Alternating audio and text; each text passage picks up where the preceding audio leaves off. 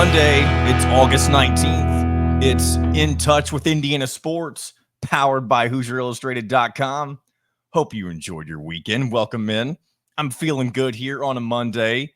Had a very nice weekend. Went to a Lou City game. Nearly sold out Lou City game here in the city of Louisville, for those who are unfamiliar. Enjoyed my time with that, with some friends, and I'm ready to get the week started because you know what? It's the first week of college football. It is here. And I guess if we're being honest with ourselves, it's not the first week necessarily. Like, we don't have games every day this week, but we are finally at a game week for college football this Saturday, August 24th, week 0. Be there or be square, as the kids used to say. I'm 99.9% sure that the kids these days are not saying be there or be square. They're saying things like skibbity toilet or something like that. And I know that you may have thought I just said that and made that up. That is a real thing. I have no idea what it means, but I work with the youth at our church on Wednesdays and Sundays, and skibbity toilet is something that the kids are saying these days. I'll just leave it at that. And you know, we're not gonna. I'm about to get into.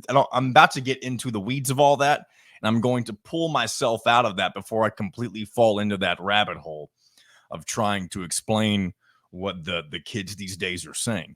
Because I'm not talking to the kids these days. You're an adult more than likely. But you know what? If you're a child and you're listening to the show or watching the show, kudos to you. You must be a big Indiana fan.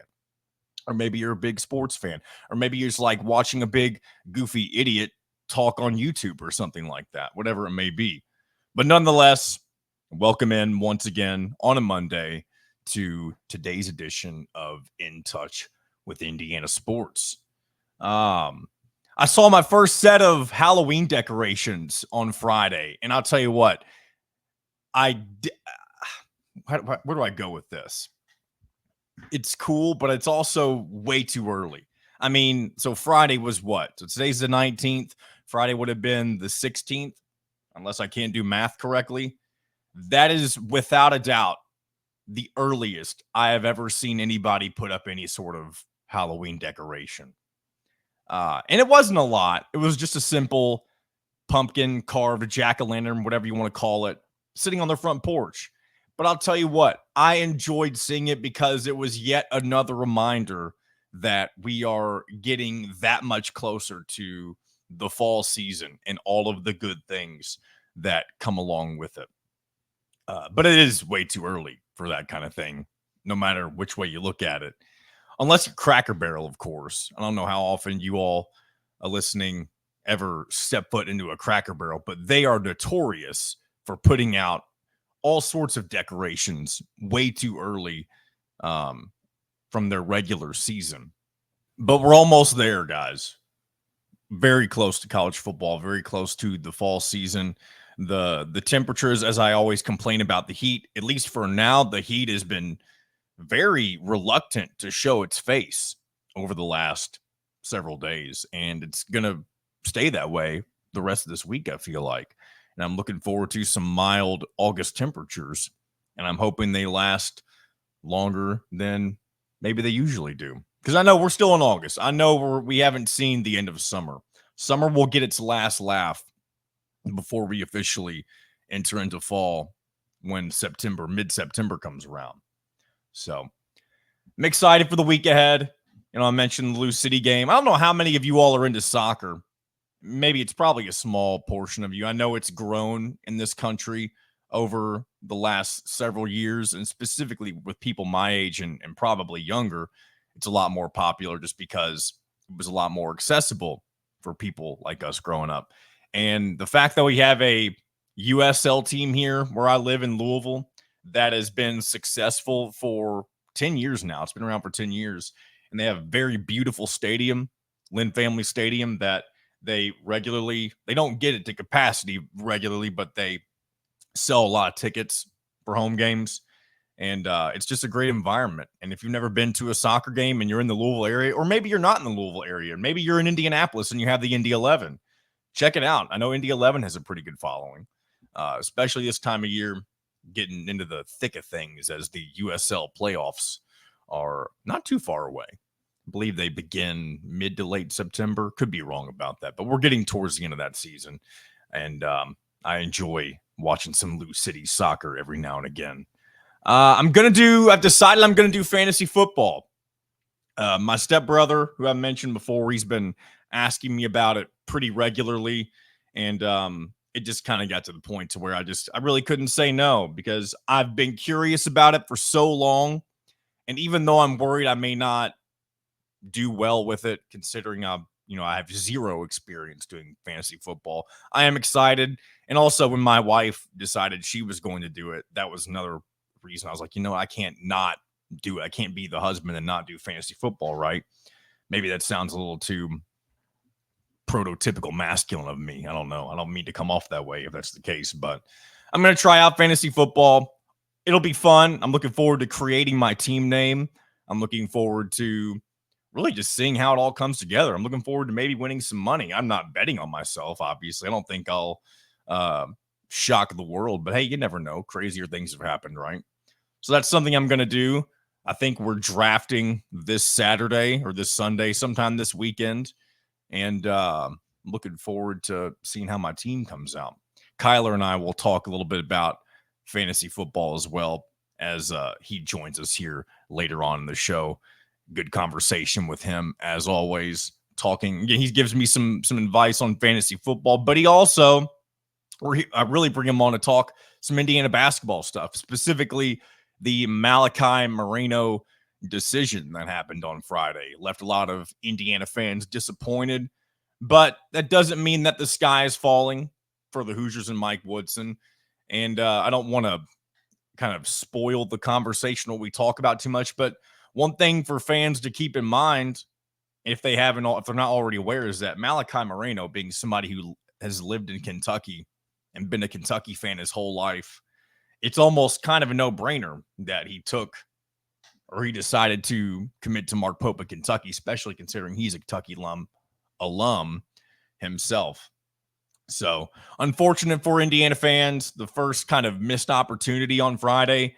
And I was kind of drinking the Kool-Aid, if to kind of confess a little bit. Earlier, or as midweek last week, there was a lot of noise surrounding that Indiana might steal Malachi Moreno away from Kentucky. And obviously that ended up not being the case. But if you happen to watch the live stream, the principal of the school, who I don't remember her name. It doesn't really matter, honestly. Nothing against her, but for the sake of the story, it doesn't really matter what her name was, is what I'm getting at. But the principal of the school where Malachi was doing his announcement, she said this a couple of different times, almost like she was trying to prepare the locals for disappointment. And she kept saying, no matter what happens, no matter where he commits to or win, lose, or draw, we're going to support him no matter what, which is obviously a great thing to say. But if you heard what she was saying, the tone in her voice, to me, it sounded like she was trying to prepare those who were listening, who were UK fans, for him to commit elsewhere. And so I was again, drinking the Kool-Aid, thinking that it might actually work out in Indiana's favor. But nonetheless, it will not. And Indiana will move forward and focus on guys like Trent Sisley, Braylon Mullins, Jalen Harrelson. And Indiana was going to focus on those guys anyway. Malachi Moreno was kind of the outlier when it comes to the types of players that Mike Woodson was focusing on in the recruiting class. Malachi Moreno really being the only big name, big guy that Mike Woodson currently is focused on. Doesn't mean any of that can change over the course of the next few months, but a lot of the eggs were in his basket when it comes to some of those big man players. So moving forward, that's what Indiana's got going on in the recruiting things. Excuse me. Got a little itch in the nose here on a Monday. What else? Juju Lewis. We got a Julian Lewis update. And I'll real quick, while I'm thinking about this before I move into it, I'd like for us to get to a point where, and especially if he ends up committing to Indiana down the road, are we going to call him Juju or is it going to be Julian? I do feel like most people will migrate toward Juju Lewis just because that is, when you have a nickname, especially something like that rolls off the tongue so easily, I feel like it's almost a given that he will synonymously be known as Juju Lewis. But I'm a traditionalist, so I feel like I usually refer to him as Julian Lewis, especially um, while he's not committed and playing at the college level. I don't really know if that's a good particular reason. It's just kind of, I guess, the way my brain works when I'm thinking about what I want to call people by their name, whatever it is. It doesn't matter. I'm stun locking myself a lot once again. But Julian Lewis began his senior season the other day with Carrollton, and he was asked either during or after the game about his current commitment status and if anything has changed. And here's what he said. He said, as of right now, he is still locked in with USC. But here's the thing, though. You say a couple of things that kind of contradict. And again, I always want to preface these types of conversations about recruits with, they are kids. As in, like, this is a process that not a lot of people their age go through. And oftentimes, whenever they're asked stuff like that, or even when they commit, like their brains are racing at 1,000,000 miles an hour.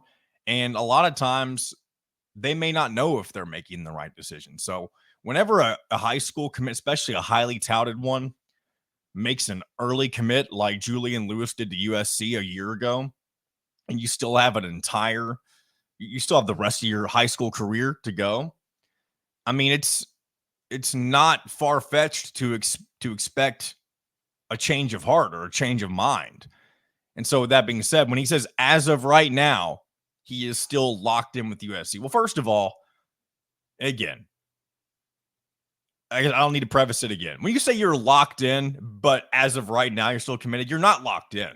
Your options are open. And I know you're committed to USC, but for those who don't really know how to take it, I would just disregard him saying he's locked into USC. He may eventually reaffirm his commitment to USC, but him saying that as of right now, that's him letting people know he's exploring his options. And a lot of people think that outside of USC, it's either Colorado, Indiana, and to a lesser extent, Auburn. And if he ends up coming to Indiana, I know I laid out a little bit of this last week, but it will likely come down to the fact that he has a really good relationship with quarterbacks coach Tino Sinceri, along with some other things, but that being kind of the primary reason. And as we've talked about before, if Julian Lewis does flip his commitment to Indiana down the road at some point this season, that would just become the first domino to fall that would really kind of become the beginning of a new era of recruiting for Indiana football, where when you have that high caliber of a player coming into your program, that lets others of that same caliber know, oh, okay, there must be something different going on here in Bloomington than before. Let's check this program out. And it doesn't mean you're going to get every big name guy, of course, but you're at least going to be taken a lot more seriously by the most valued high school prospects whenever they're making their college decision. And I know it's not all down to, like, in this era of NIL and the transfer portal and all that stuff, it's a lot more complicated than it used to be. But high school recruiting is still always going to be high school recruiting. There's just a little added thing to pay attention to now, or a few added things, I should say. And, some of that is financial. And NIL for Indiana, it's obviously not the largest, especially when it comes to football.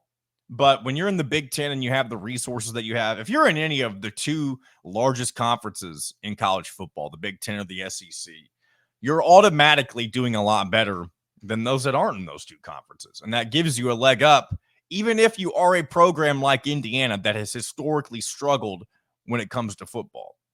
And so, as I mentioned over a year ago, when Indiana let go of Tom Allen and decided to move on, I knew it was time for Indiana to start taking football seriously, and clearly the administration knew that as well, because you don't want to get left behind in this brand new era of college football where it's going to get increasingly more difficult to stay among, like, the wolves, if that makes any sense, the elite of the elite, as they're going to keep trying to further separate themselves and make it that much more difficult to keep up with, because there's no limit to what these larger programs can do when it comes to money until something happens with the law with the NCAA, and I don't know how much they can really do, because anytime the NCAA gets involved with something, they get smacked down, they get overruled.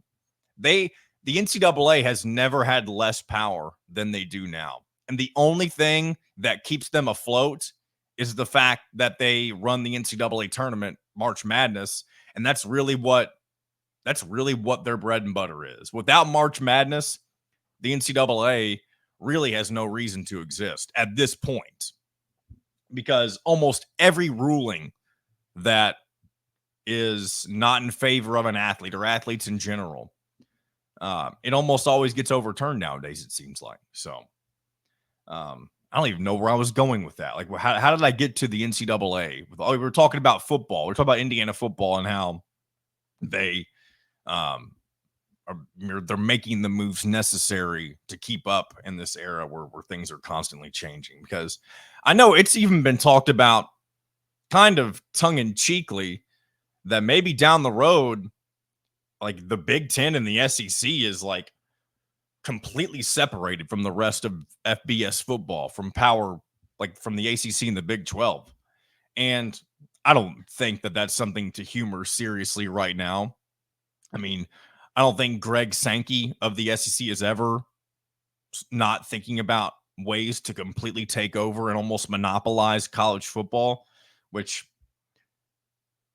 I don't think that would be good for the sport in any way, shape, or form. I mean, we've already seen what he wants to do. He's been one of the biggest cheerleaders when it comes to wanting to expand the NCAA tournament in basketball. And I feel like it should go without saying that expanding the NCAA tournament more so than it's already been expanded, the 68 teams with the first four, he's clearly looking at that from a perspective of, if we can get it to where the entire SEC is always in the NCAA tournament, then that's going to benefit them. And then he's not wrong financially, and that's what this is about, right? This is the entertainment business. But at the same time, you have to find a balance of the integrity of the tournament and the game and all that kind of stuff. But there's people who even say integrity's been thrown out the window because we're paying players. So maybe it's a lot bigger of a mess than we actually realize. And those like Greg Sankey, and I'm sure he's not the only one. He's just the biggest. He's just the loudest voice among those wanting the conference expansion, or not conference expansion, but tournament expansion. The more that we see that, I don't know. I don't want to say it'll ruin college sports as we know it, because I don't think we're far enough into it to even make that kind of a prediction, but it's definitely not good. And if I remember correctly, Greg Sankey originally was completely against expanding the college football playoff because he knew the SEC was ruling it. And he's not wrong. I mean, outside of Michigan and Ohio State, the SEC, and I guess Clemson too, the SEC ruled the college football playoff era. With Alabama, LSU, Georgia, not even. They're kind of the newest of the dynasties that are occurring in college football, even though Michigan won last year. That's another thing. For those of you who watched the Indiana football preview on Hoosier Illustrated, one thing that for some reason it took us a while to realize, we kept acting like Georgia was going for a three-peat this year, as if we were completely forgetting that Michigan won the national championship.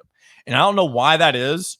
Maybe it's just programmed into our brains to think the SEC is always going to rule college football. Or maybe it's the fact that we just kind of know that Michigan cheated to get to their national title with Connor Stallions. And speaking of that, I'm looking forward to watching the Connor Stallions documentary that's going to be released on Netflix. I'm trying to figure out exactly when when the documentary is going to be released. I know it's coming up soon, but it's part of Netflix's Untold series. And apparently Connor Stallions is highly, featured in this thing. And a lot of people think that he may come out and really expose a lot of what went down during the Michigan sign stealing scandal. When does this documentary? Here we go. So the documentary is called Sign Stealer, and it looks like it comes out August 27th. So about a week away. And I'll definitely check that out. Maybe not. I don't know. It depends on how much. What's probably going to end up happening for me is I will end up seeing what people thought about the documentary before I watch it. I'm not necessarily an early adopter when it comes to that kind of stuff, just because you have to invest some time into it. But if it looks like it's a good watch, I'll definitely check it out at that point, because I mean, I'd love to see Connor Stallions just kind of go out there and ruin the Michigan football program and what they did. And I don't know if it'll necessarily be that. I do think one thing that Netflix is really good at is just hyping up things that really have no hype behind them in the first place. They do a good job at framing it.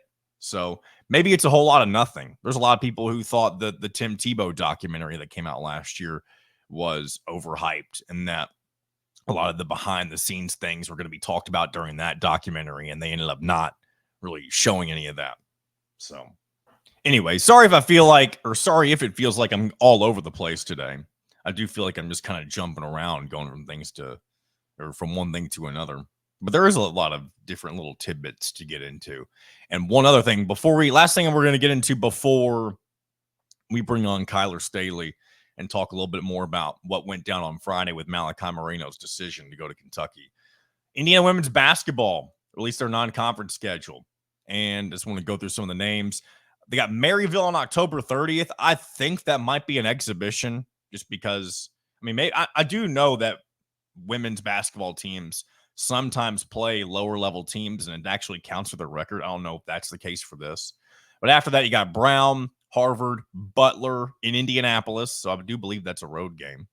Yes, it is a road game. Stanford in a return trip. I believe Indiana went there last year, and that ended up being their first loss in the season. And then, along with the men's team, the women's team will also be heading down to the Bahamas for the Battle for Atlantis.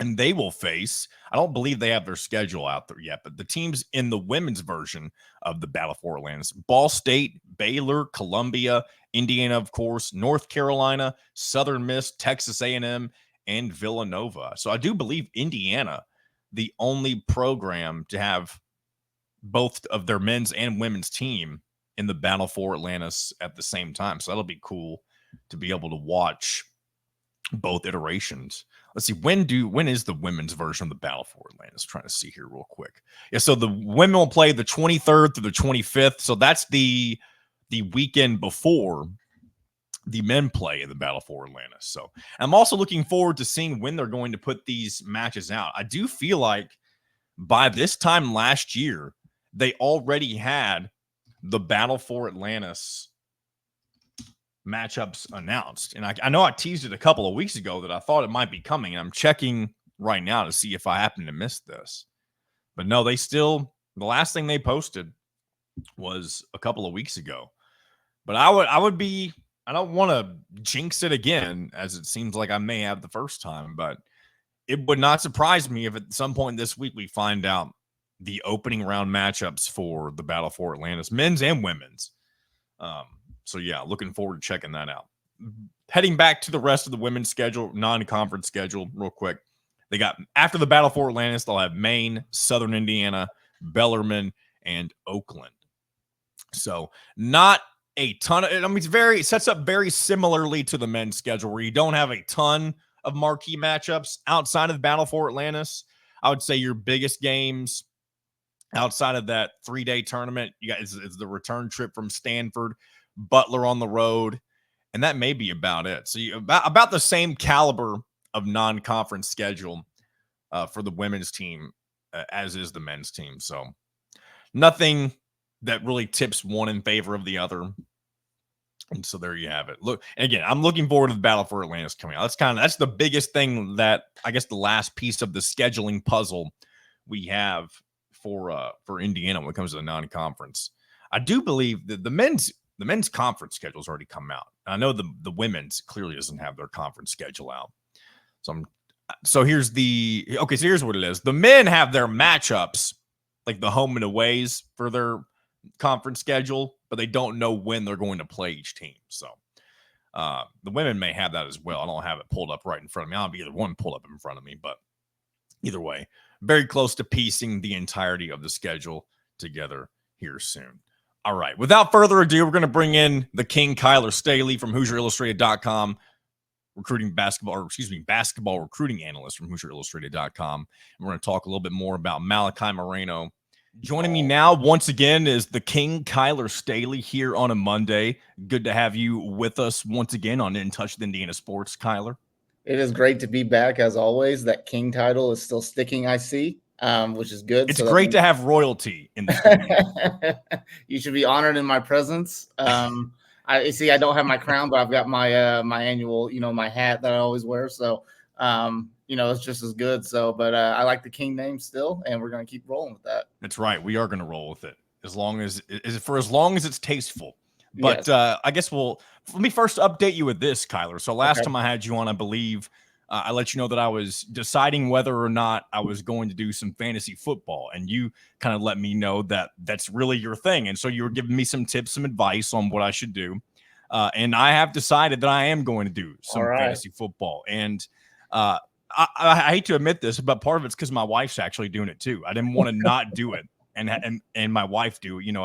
And just kind of have the FOMO, whatever you want to call it. But I'm excited. I'm curious if I'm actually going to take it as seriously as I want to.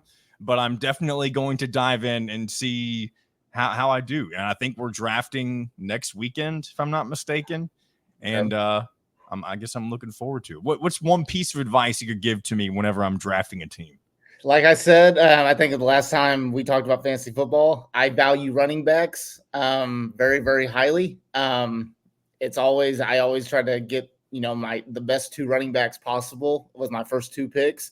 A lot of people have a different approach with that, but really, really good running backs are very hard to come by in the NFL year in and year out. So that's my advice. Value running backs is my advice. And also make sure you have a really good fantasy football name for your team. So, what is I guess I don't know if you want to, I guess no one's really going to steal it. Like, it's your name, it's your league that you're in, but what is your fantasy football team name? So I have a new one. So I usually do about 2 or 3 different leagues a year with a couple different friend groups, but I like to change up my name every year. So the name that I always go back, and I think it was one of the first times I played fantasy football. My name was Belichick yourself before you wreck yourself.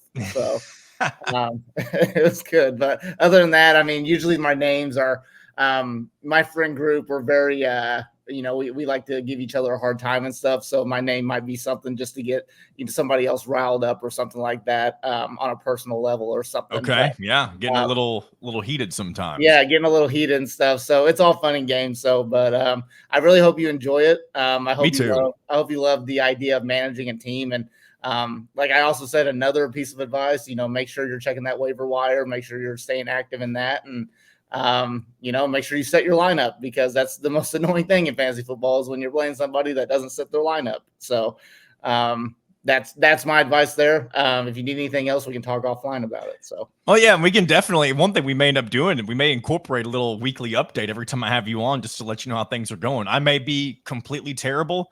I may be a diamond in the rough and here's the thing. If I win the fantasy football league that I'm in, I'm probably one and done. I'll probably never do it again, because no one can strike that kind of luck once or more than once, I feel like. Yeah, it'll be definitely a lot harder, especially if you're like in a group that's like done fantasy football for a long time or has experience with it. So, just then you don't.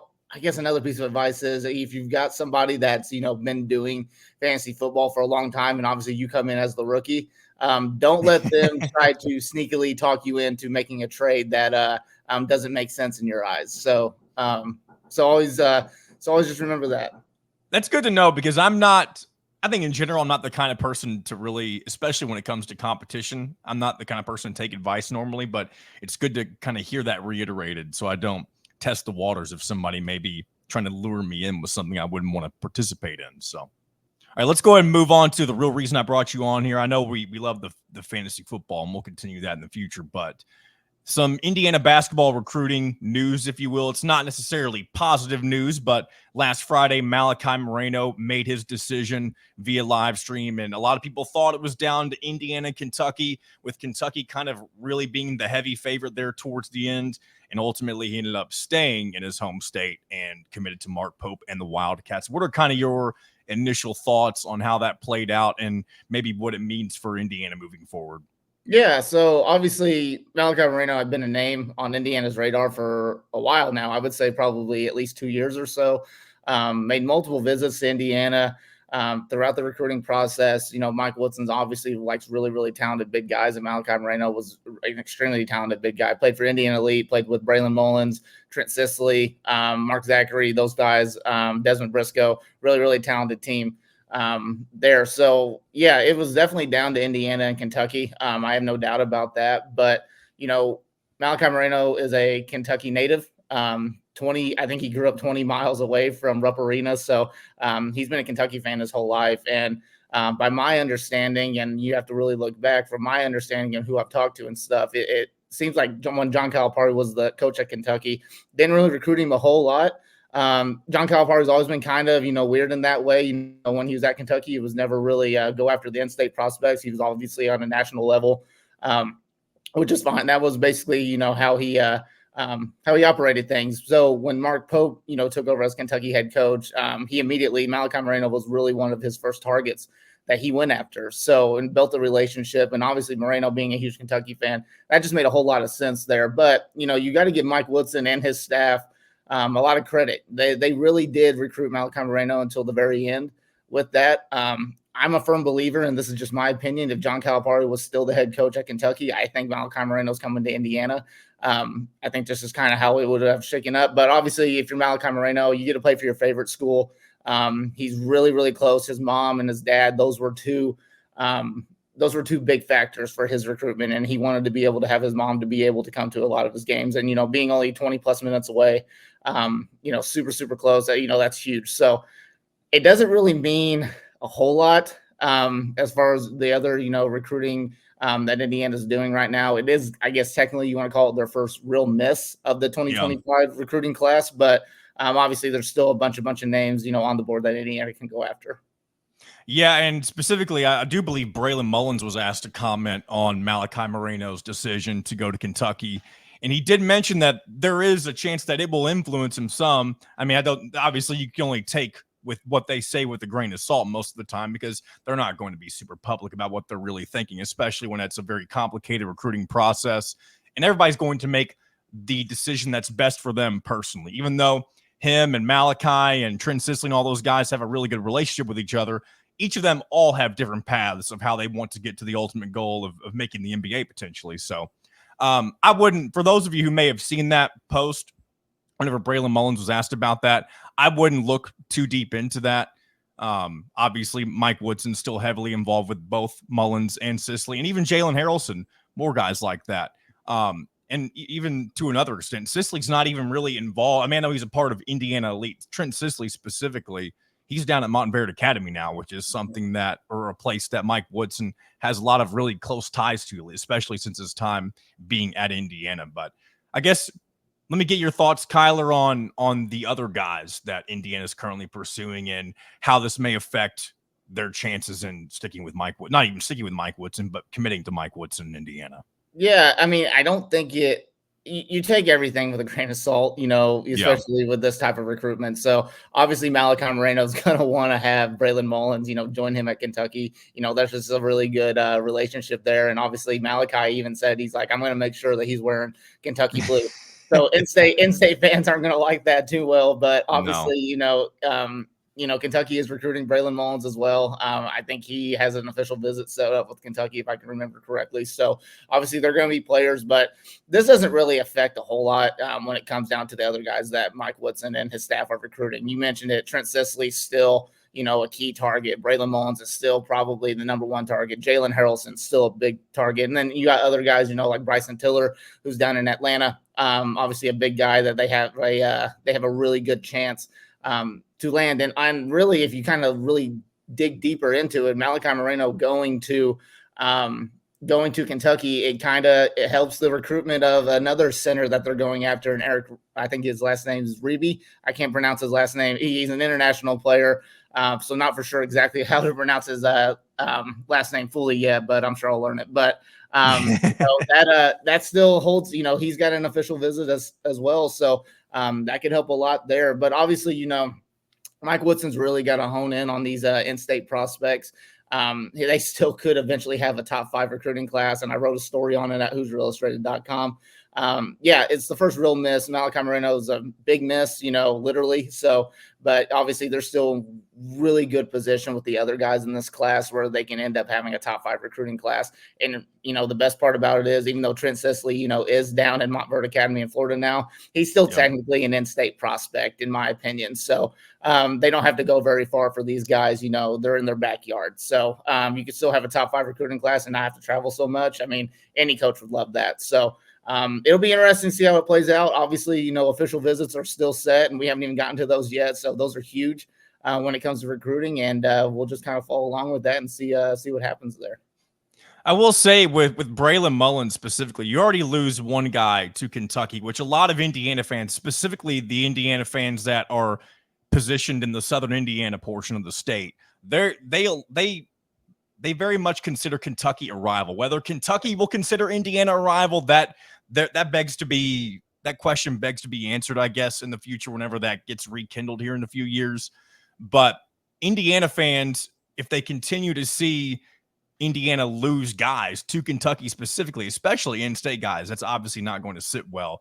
And we've talked about scholarship count before, and Indiana, I believe no matter what, is going to lose at least 6 guys at the end of next season. And that doesn't even include guys who are underclassmen who may make that leap to the NBA. So you may even have 7 or 8, maybe more than that. I don't really know the number that would be a good prediction necessarily right now. But even though you can thrive in the transfer portal this day and age, whenever you're guaranteed to lose as many guys as the Hoosiers are going to lose at the end of this upcoming spring, you want to have at least probably 2 to 3 incoming freshmen, ideally, just to kind of recreate some of that depth that you're going to lose, because roster management is hard in this new day and age. And finding the perfect formula, I guess guys like Dan Hurley have perfected it so far, considering he's won back-to-back national titles and will go for a 3rd this year.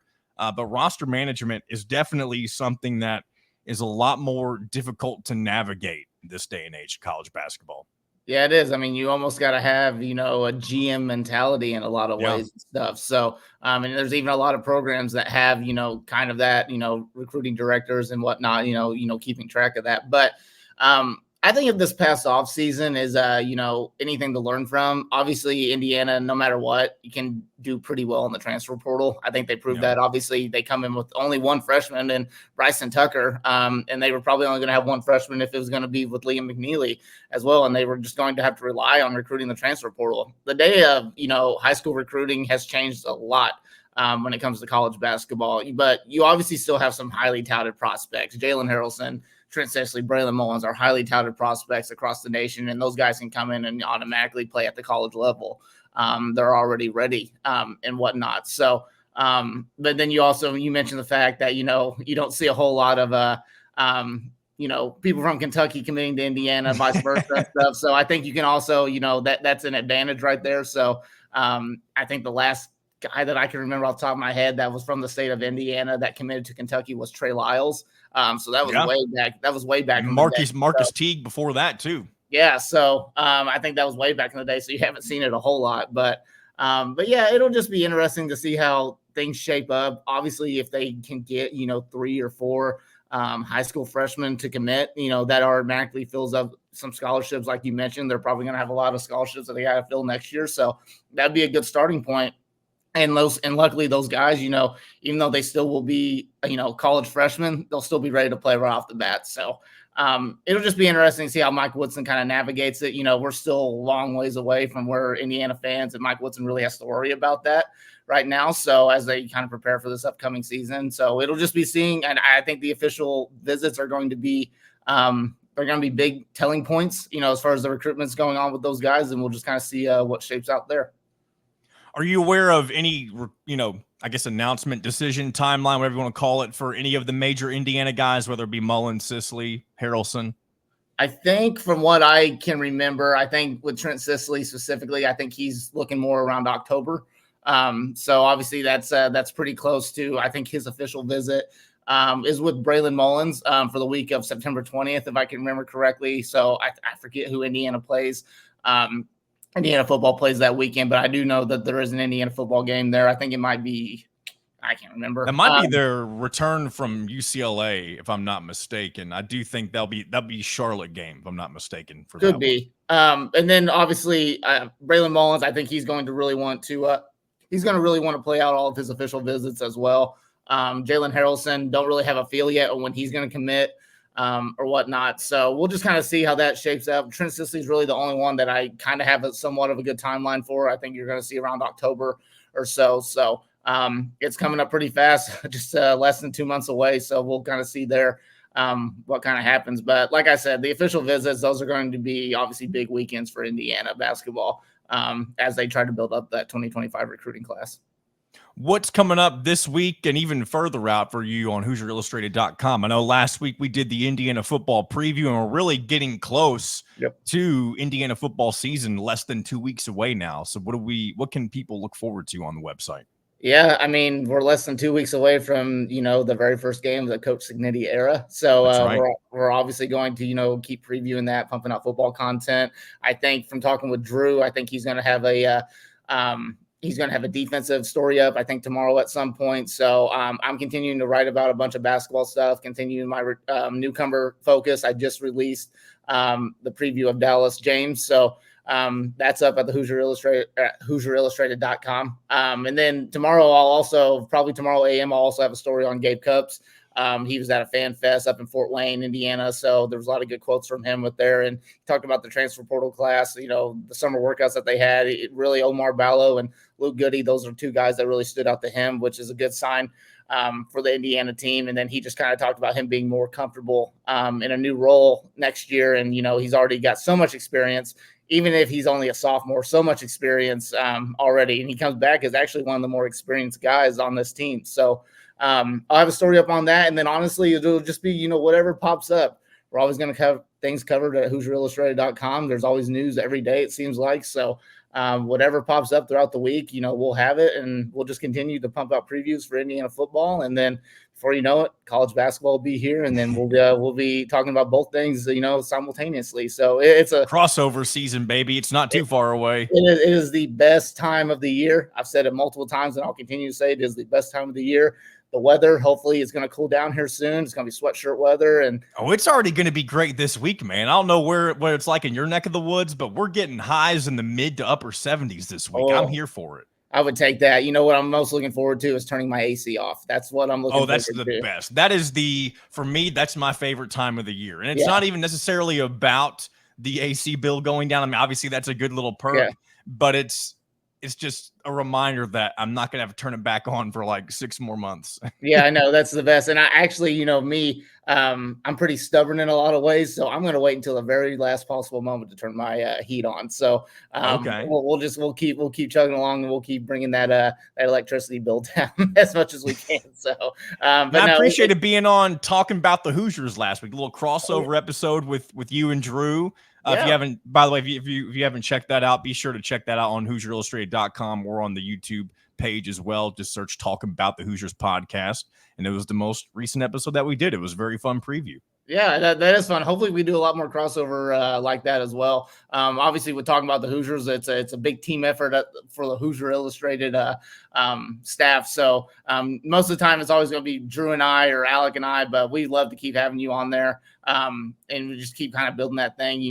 We kind of took a little bit of a break throughout the summer. Not a whole lot to talk about other than breaking news and things like that. But as football season is going to start going on, we're going to have an episode once a week. And then basketball season, right after that. So it'll start being a busy time. We'll start really ramping up talking about the Hoosiers, and we'll have some really good guests as well that I'm kind of working on and have an idea of having on for that show. So it's going to be good, and I'm excited to see what all new stuff's going to come out at Hoosier Illustrated. We got a lot of things working up, and obviously this show's been great. For us to have, video content and things like that. And we're getting really good views for this show. So if you really like talking about, hearing about Indiana sports, this is the show for it. So we really appreciate it. Good stuff. Kyler Staley, basketball recruiting analyst for HoosierIllustrated.com. Be sure to follow him on Twitter as well, at Kyler Staley, and we will keep checking in with him each and every week. Good to have you on, my friend. Yes, sir. Good stuff as always from our man Kyler Staley. Appreciate him coming on a Monday and good stuff with Malachi Moreno and all the things when it comes to Indiana basketball recruiting. All right. Going to go ahead and get into a few, or at least we got one call we're going to play today. And if you want to hit that hotline number, you can at 502-830-9195. We got our man Justin Beard gave us another response on the hotline today. Let's hear what he had to say. Hey, John. Justin Beard here again. Got a couple little things to ask you, some topics here. I was curious, if you were a pro wrestler or a UFC fighter, what would your walkout music be? Would it be something to pump you up? Would it be something, inspirational, whatever? Well, that's the first part of his voicemail. So yeah, I like the question. If I was a pro wrestler or a UFC fighter, what would your walkout music be? I tell you what, that's a really tough question because I love a lot of rock music. I love metal, alternative, really anything that has guitar I'm into. And my taste of my band of choice, whatever you want to call it, it changes by the day, by the week, really. I listen to an album from front to back every Friday, not necessarily at the same time, but I do set aside a portion of my day every Friday to listen to an album from front to back. And that's something I started doing, maybe 4 years ago now.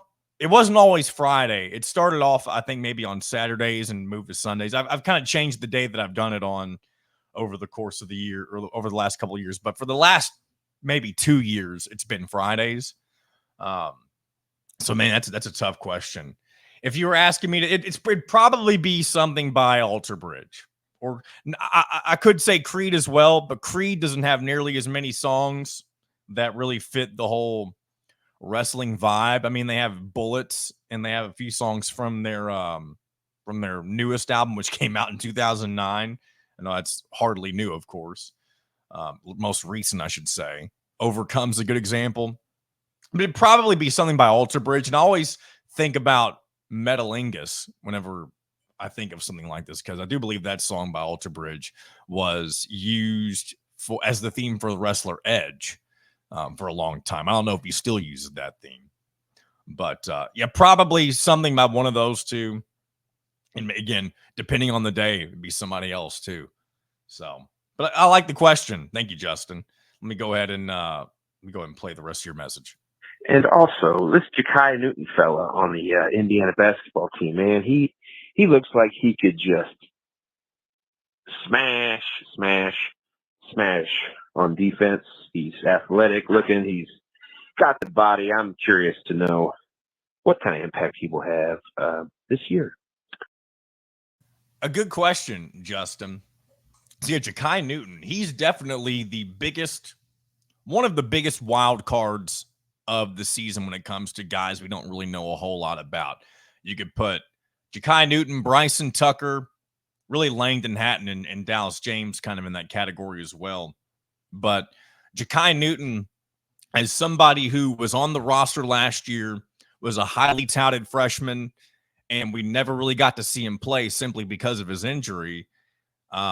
He had a lot of promise, especially at the 2, and we'll never know what last year would have been like if, because that's in the past. It can happen, of course, but it would have been interesting to see what he would have added last year if he would have been healthy and been able to help out Indiana at the 2. And now this year, he's going to have to find his way into a lineup that seems a little more, I don't want to say it's completely solidified because it's not. It definitely has a lot more talent attached to it. But I do think you'll see Ja'Kai Newton get some opportunities, especially early on when they're playing some of the lower level Division I teams. I mean, let's just look at the guards. Indiana's got 6 scholarship guards this year. And outside Ja'Kai Newton, you got Miles Rice, Gabe Cupps, Anthony Leal, Kanan Carlisle, and Trey Galloway. I would definitely say that on day one of those 6, the guys who will see the most minutes, of course, I think the 3 for sure, if that makes sense, are Galloway, Carlisle, and Rice. And I wish I had Kyler on here for this question. I wish I'd have seen this beforehand. I could have gotten some of his insight on it.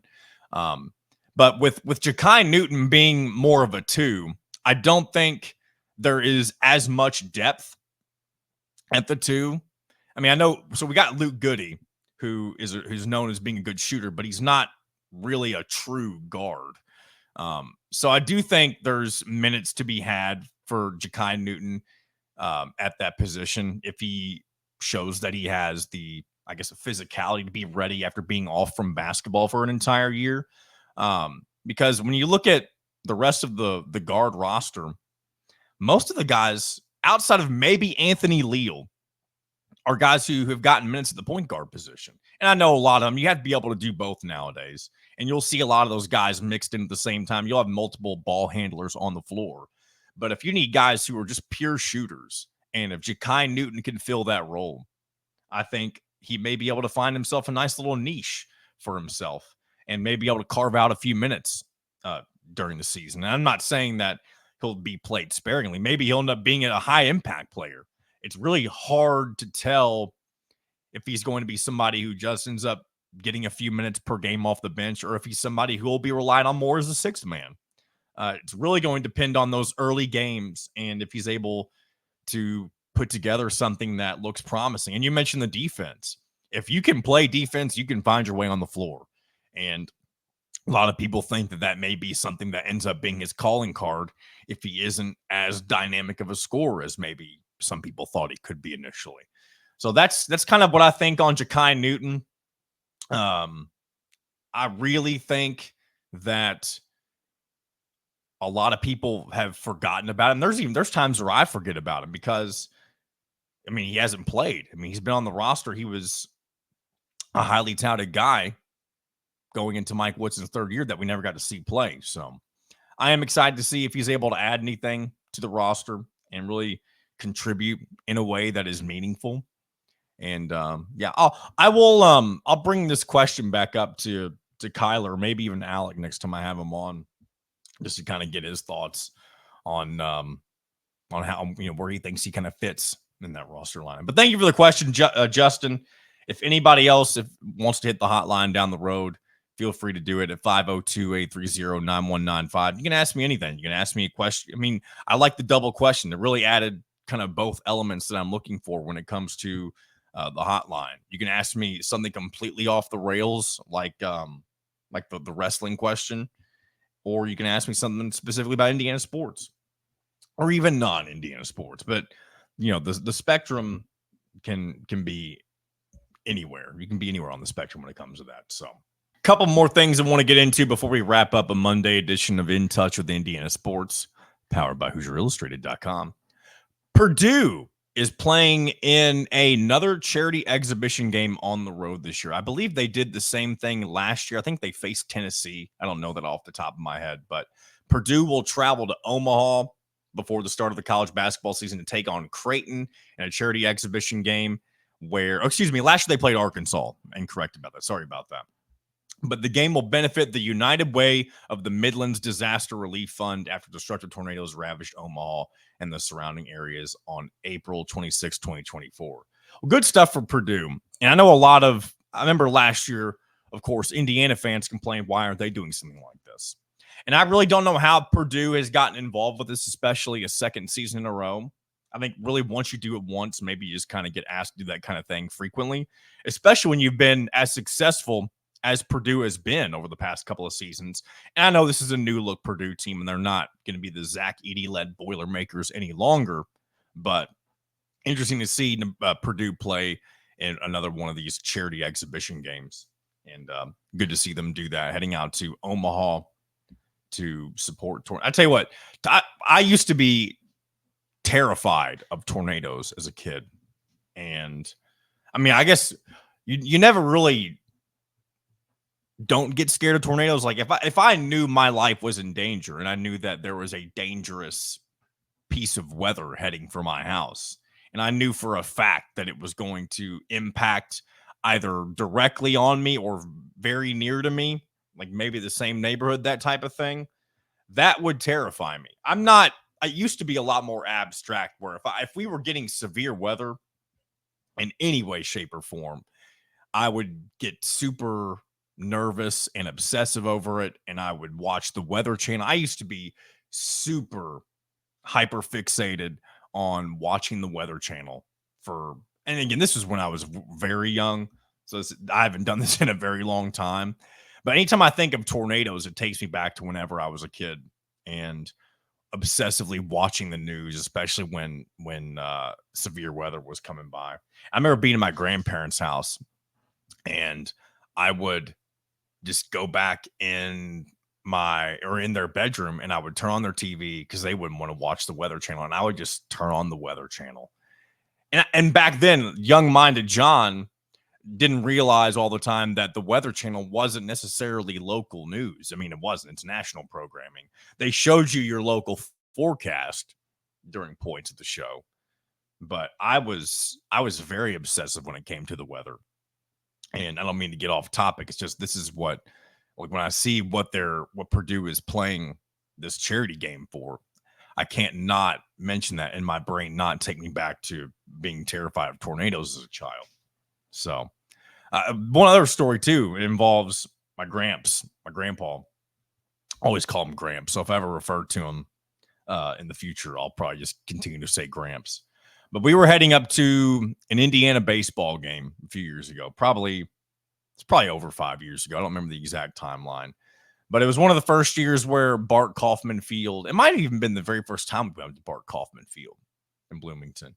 And I remember the game we were going to. I don't remember who they were. I think they were going to be playing Cincinnati that day. It was a midweek game. And on the way up, we took I-65 all the way to the exit where you get off at Columbus. That's the way we usually go. And we got to the point where you go past Nashville, Indiana, and we hear that there's a tornado warning from Monroe County. And this is past the point where it really freaks me out. My gramps has always said this, that if a tornado was coming, he told me this even whenever I was younger, but I remember him saying this in the car. He's like, if a tornado is coming, we're going to outrun it. And I've heard before that that's not always the best idea, but I appreciate the effort, because that's kind of the way my brain works. I'd want to outrun it too. I don't want to sit there and hope it doesn't, find me or whatever. I want to get away from that thing. And Gramps, if you're listening to this, and any of that's incorrect, forgive me. But I do remember that time we were driving up to Bart Kaufman Field and trying to avoid a tornado. And we didn't have to outrun the tornado. I remember we were far enough south in the county, and I believe it was more north, of course, to where we just kind of sit out. We kept driving and then just waited for the storm to pass for the game to start. So good stuff. Didn't expect to talk about that story today, but hey, I like when things take us in different directions. One last thing before we wrap up today's episode. Anybody see this?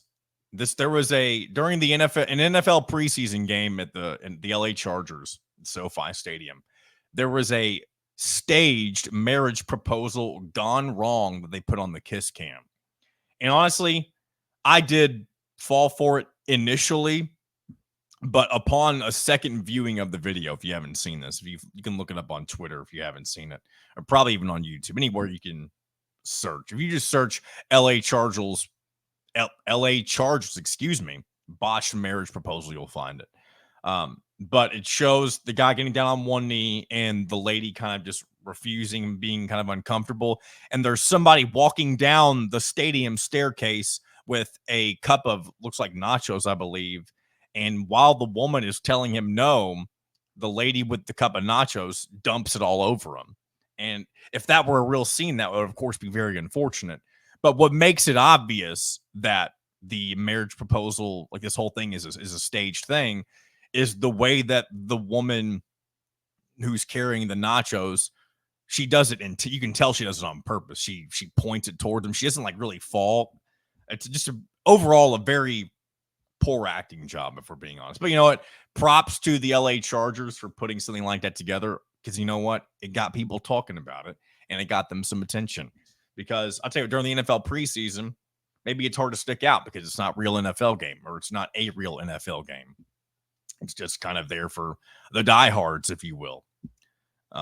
So shout out to the LA Chargers for, being creative. Someone in the marketing department was like, you know what? We got to do something. We're going to shake things up a little bit. And hopefully we shook things up for you today here on another episode of In Touch with Indiana Sports. Thank you for joining me as always, especially those of you who have been around for, all 11 episodes. This is number 11, and we're finally getting towards some actual game content to react to. And I do feel like I need to apologize for kind of being all over the place. I don't know why. I've had to start and stop this episode a few different times to kind of collect my thoughts. And hopefully it didn't come across that way during the show. But we'll get better at this. I'll get better at this, I should say. And I am looking forward to Wednesday and Friday this week as always. And we'll do this again on Wednesday. Be sure to check out everything on HoosierIllustrated.com, everything that Kyler, Drew, and Alec and company are doing over at the website. Always a lot of good stuff. And again, be sure to check out the Indiana Football Preview, talking about the Hoosiers podcast, if you haven't checked that out on the YouTube channel. Subscribe, comment, share. Let me know what you like. Let me know what you didn't like. Let me know what I could be doing better. And also hit that hotline, 502-830-9195, if you want to participate on the show. And until Wednesday, we'll talk to you again next time.